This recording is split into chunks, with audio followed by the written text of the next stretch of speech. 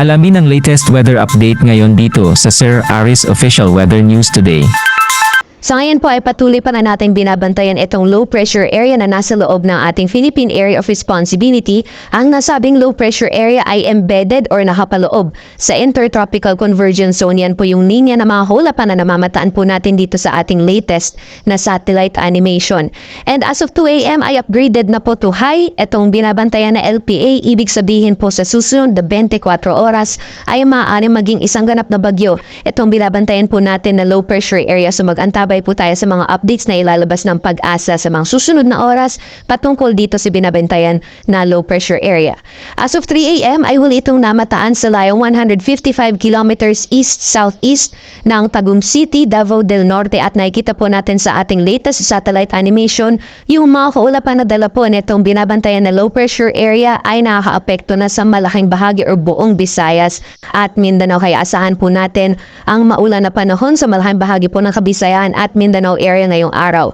Meanwhile, sa nalalabing bahagi naman po ng Luzon or particularly over Luzon area, dito po sa may eastern sections ng Southern Luzon, dyan po sa may Quezon and Bicol region, ay nakakaapekto po yung shear line. At yung northeast monsoon naman ay nakakaapekto naman sa nalalabing bahagi ng Luzon. So inaasahan po natin itong mga weather systems ay patuloy na iiral at makakaapekto sa malaking bahagi po ng ating bansa, especially po itong binabantayan na low pressure area na posible pong magdulot ng maulan na panahon sa Visayas at Mindanao hanggang sa darating na Biyernes po yan.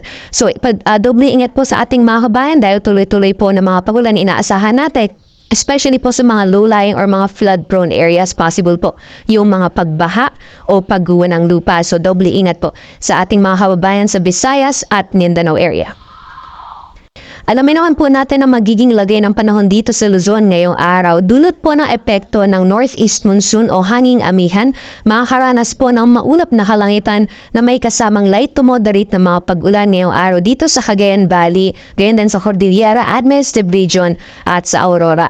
At kanina po, gaya ng nabanggit natin, yung shear line po ay nakaka-apekto sa may eastern sections ng Southern Luzon, dyan po sa may Quezon at Bicol Region, kaya magiging makulimlim din po yung panahon ngayong araw. Possible po yung mga moderate to heavy na mga pag-ulan. So ingat din po sa ating mga kabayan dyan sa Kabikulan, pati na rin sa ating mga kabayan sa Quezon Province, maaari maharanas din po ng mga pagbaha, pati na rin yung mga pagguho ng lupa, especially po sa mga low-lying or mga flood-prone areas.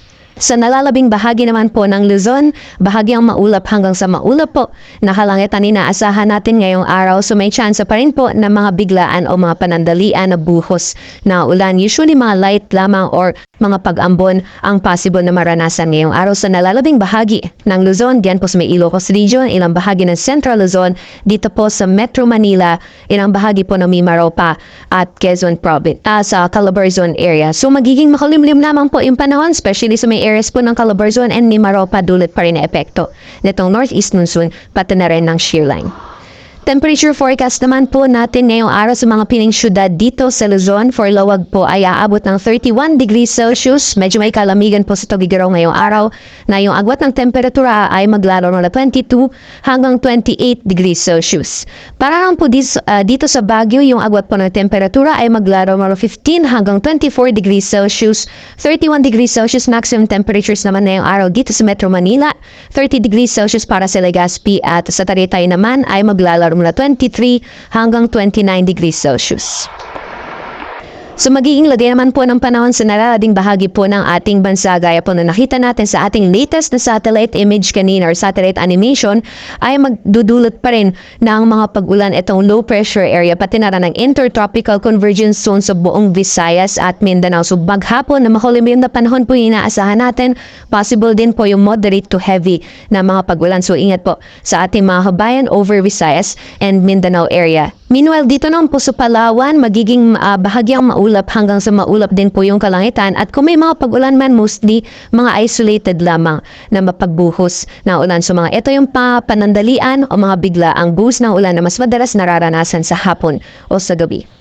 Temperature forecast naman po para sa mga piling syudad sa Palawan, Visayas, and Mindanao area. Dito po sa Kalayaan Islands, yung maximum temperatures po natin maaaring umabot ng 32 degrees Celsius. Para naman sa mga piling syudad dito sa Kabisayaan, dito sa Iloilo, Cebu, pati na rin sa Tacloban, yung maximum temperatures po natin naabot ng 30 degrees Celsius. Ganyan din sa Cagayan de Oro as well as sa Metro Davao. At dito naman po sa Zamboanga, yung agwat po ng temperatura po natin ay maglalaro na 25 hanggang 32 degrees Celsius. Para naman po sa kalagayan ng ating karagatan, wala po tayong gale warning na nakataas sa anumang baybayin ng ating bansa. Ngunit iba yung pag-iingat po sa mga planong pumalaot sa mga dagat baybayin ng Luzon at yung Eastern Seaboards po ng ating bansa. Inaasahan po natin yung mga katamtaman hanggang sa maaraw na karagatan. So, doble ingat po sa ating mga kabayan na mga isda, pati na rin yung may mga maliit na sakyang pandado. Sunrise po natin ay na 6:14 a.m. at sunset ay 5:30 p.m.